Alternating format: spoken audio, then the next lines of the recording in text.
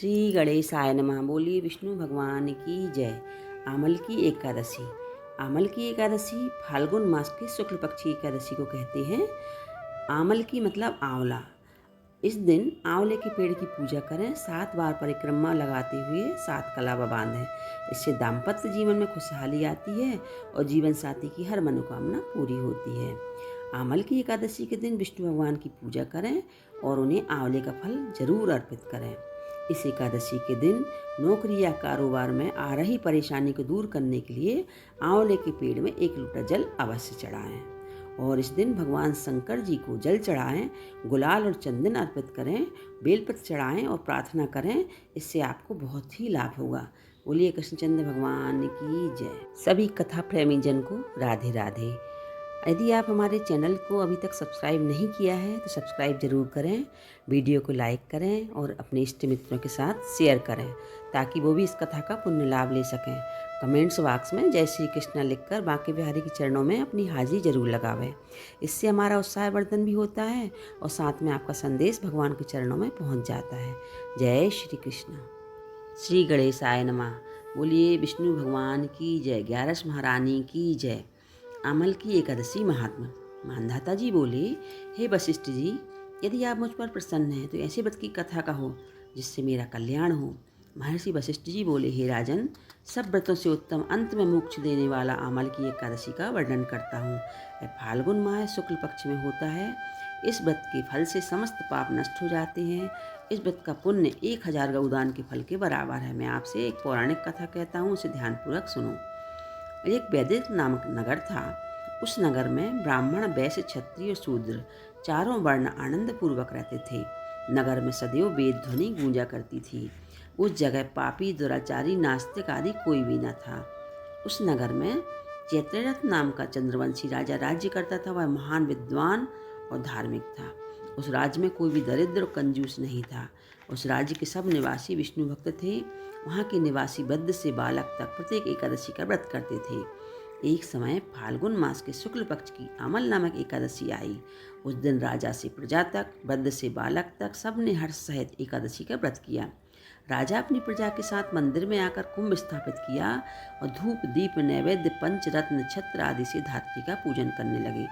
वे सब प्रार्थना करने लगे, स्तुति करने लगे, हे धात्री, तुम ब्रह्म स्वरूप हो, तुम ब्रह्मा जी द्वारा उत्पन्न हो, समस्त पापों को नष्ट करने वाली हो, तुमको नमस्कार है। मेरा अर्घ्य स्वीकार करो।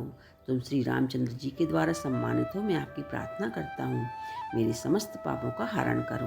उस देवालय में रात्रि को सबने जागरण किया। रात्रि के समय एक बहेलिया वहाँ आया। वह महापापी और दुराचारी था।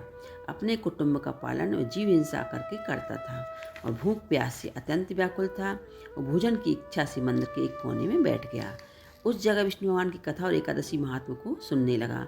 इस प्रकार बहेलिया समस्त रात्रि को अन्य लोगों के साथ जागरण कर व्यतीत की। प्रातःकाल होते ही सभी लोग अपने अपने घर को चले गए। बहेलिया भी अपने घर को चला गया और भोजन किया।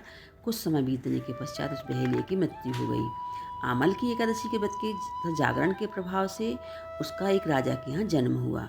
उसका नाम वसुरथ रखा गया। बड़ा होने पर चतुरंगी सेना सहित धन धान्य से युक्त होकर 10 सहस्त्र ग्रामों का पालन करने लगा। वह तेज में सूर्य के समान, क्रांति में चंद्रमा के समान, वीरता में विष्णु भगवान के समान, क्षमा में पृथ्वी के समान था। वह अत्यंत धार्मिक, सत्यवादी, कर्मवीर और विष्णु भक्त था। वह प्रजा के समान भाव से पालन करता। दान देना उसका नित्य का कर्तव्य था।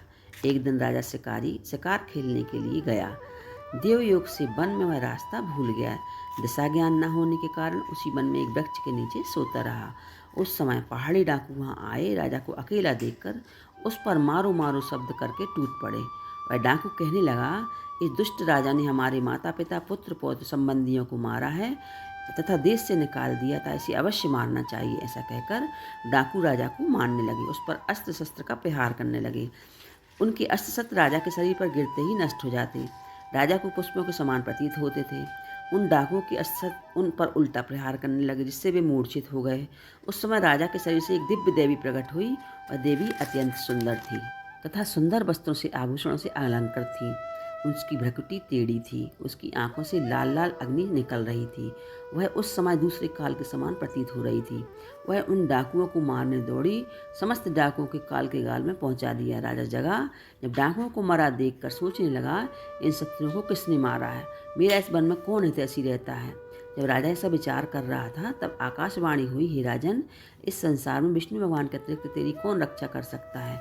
इस आकाशवाणी को सुनकर राजा अपने नगर को वापस आ गया, सुखपूर्वक राज करने लगा। महर्षि वशिष्ठ जी बोले, हे राजन, यह सब अमल की एकादशी के व्रत के प्रभाव था।